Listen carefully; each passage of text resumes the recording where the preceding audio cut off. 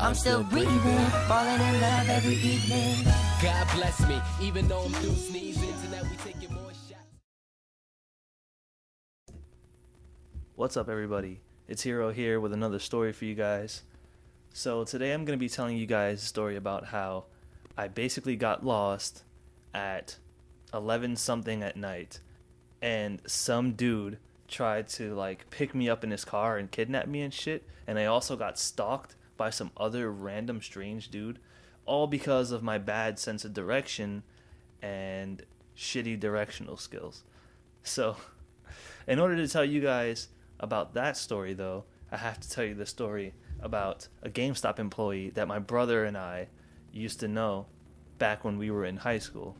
Alright, so my brother and I are just chilling, hanging out at my place, playing some Xbox 360, probably playing like Halo or Modern Warfare 2, because those were the games that were like super popular back then and like super fun.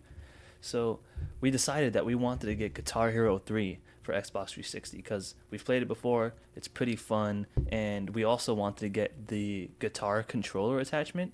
So yeah, so we decided we're going to take a walk up to GameStop, which was like, I don't know, a couple blocks from my house. So we walk over to GameStop. It's pretty late at night. GameStop is about to close, but we make it just in time, right? When we get in there, there's one employee behind the counter. He seems like he's totally worn out, dude. Like, this dude seems like he has been working nonstop for a long time. His eyes look red. He's just done, dude. He's just exhausted. So when he sees us come in, you know, he's like kind of, I don't know, he's kind of like pissed, but not at us directly, just kind of pissed that somebody is like coming into the store still. Like, he really wants to just get the fuck out of there. So we go up to the counter, right? And we ask the guy if they have Guitar Hero 3 with the guitar. And he says, yeah, we do. And then we're like, all right, cool, so we'll take it. So then we're like, how much is it? And the dude is like $6.99. And then we're like, wait, do you have another one? Do you have another copy? So that we can get one for each of us, me and my brother.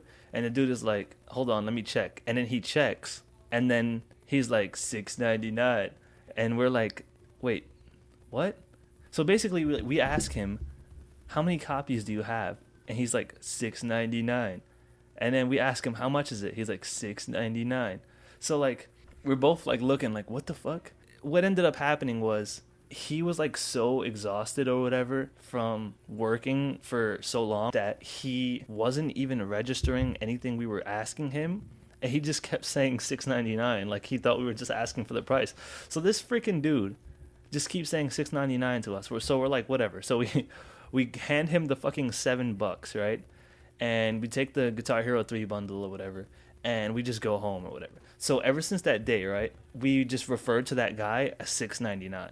So whenever we saw him in the store, we'd be like, hey, look, it's $6.99.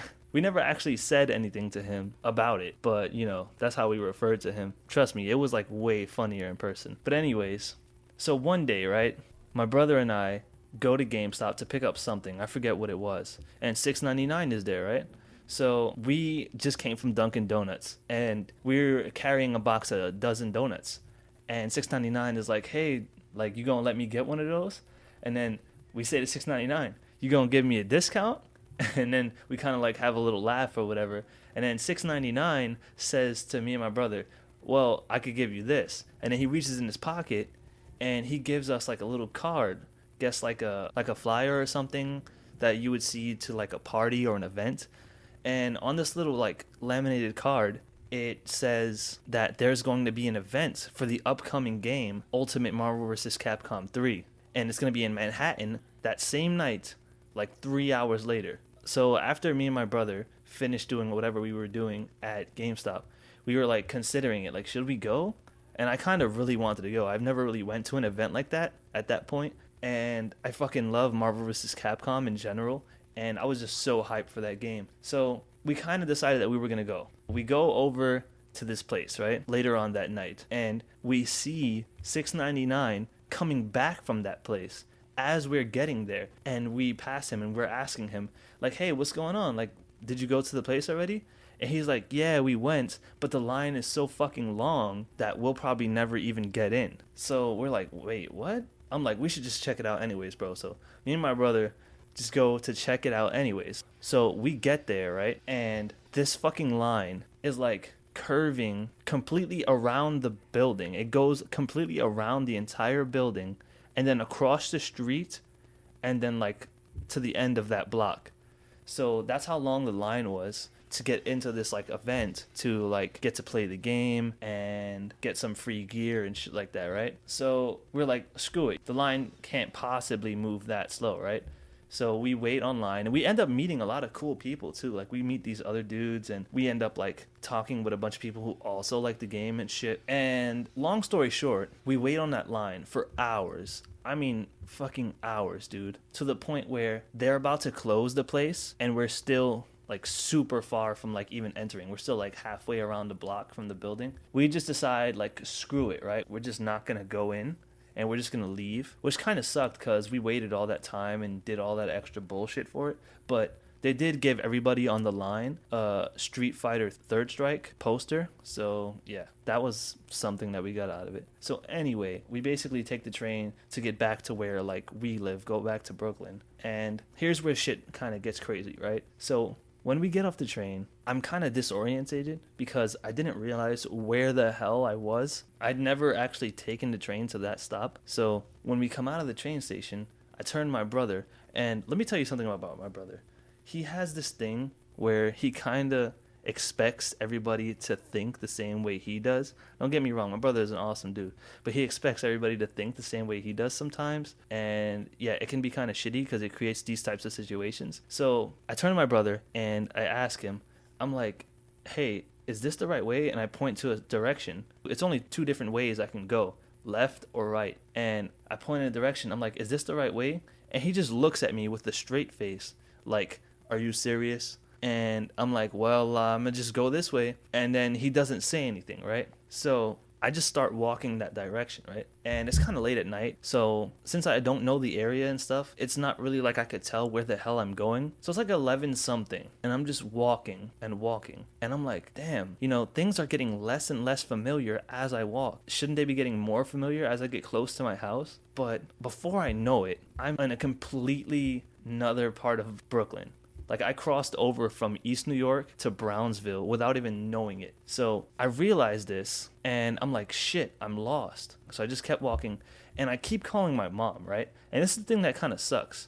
My mom had a shitty phone service at the time. Every time I called her, she didn't even receive a call. But meanwhile, I called her like 25 times trying to tell her I'm lost and that I need a cab sent to me to pick me up wherever the hell I am. I called her like 25 times and she's not getting anything, like any type of phone calls. So I'm freaking out. I'm like, you know what? I'm probably going to die tonight. You know, this is probably the end for Matt. Like, this is it. Like, GG. So I just keep walking. And then I end up realizing where I was. So I see a giant supermarket that I know is in Brownsville. And I'm like, well, shit. I'm in fucking Brownsville, dude. So I have to do like a complete 180 and start walking. And I'm even further away from my house now. So as I start walking back towards my house, like where I'm supposed to go, a fucking taxi driver like rolls up next to me like super slow. And I'm like, okay, whatever. Like maybe he's just like slowing down for something. I don't fucking know. But he slows down and he rolls up next to me and he's like, hey. And I realize he's speaking to me. So I turn and I'm like, what?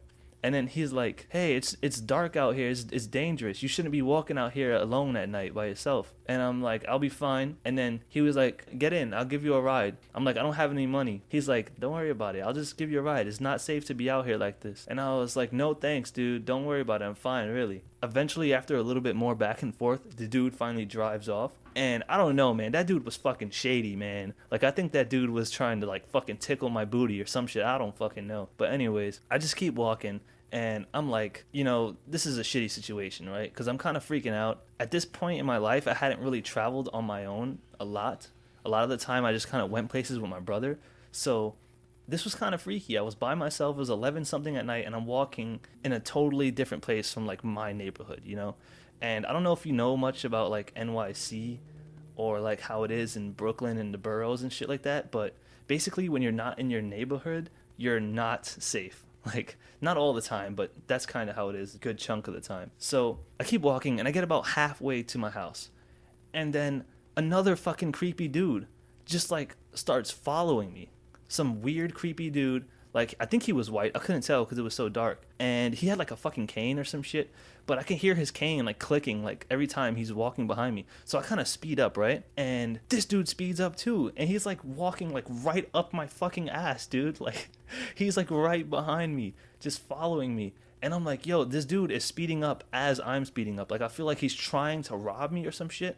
And there's not many people around, so it's just me and this one weird ass dude just following me, right? So I just kind of say screw it and cross the street at the next light, and then the light changes. Like, as soon as I cross, the light changes and he can't cross, right? So it seems like he just kind of like at that point ignored me. So I just keep walking and I'm like, whatever, I'm across the street. Like, this dude is not going to be following me anymore. And then I kind of check out of my peripheral vision like a couple minutes later, and this dude is still following me. Like, he's across the street watching me as I'm walking. So I'm like, what the fuck, man? So I get to my street, or I should say like the side street where I live on. And I still am a couple blocks down from it. I'm just like reaching the corner where that street starts. Since I'm still like disorientated and don't know where the fuck I'm at, I turn right instead of turning left, which would have took me to my house, and I go in a completely different direction. I eventually realized that this was the wrong direction, but it was good because it turns out the creepo was actually going towards my direction, like where I live. So I kind of did like a little 360 and went around the block and just went back down towards my street. And yeah, I just made it home and the creepy dude wasn't there anymore. When I get home, I like fucking flip out barking at my mom. Like, I called you like 30 something times and I was lost and some creepy ass people were fucking with me and trying to like touch me and shit, man. I don't know, it was crazy. And she's like, look, I didn't get any phone calls. And you see like on her phone, like no phone calls at all, even though I show her my phone and it says 30 calls that went unanswered. So yeah, I don't know, I'm alive, so I guess I made it out of there. But yeah, I hope you guys enjoyed this story, and if you did, make sure to leave a like, share the video, favorite it, whatever, subscribe. That'll be really helpful. And see you guys tomorrow with another video. Later.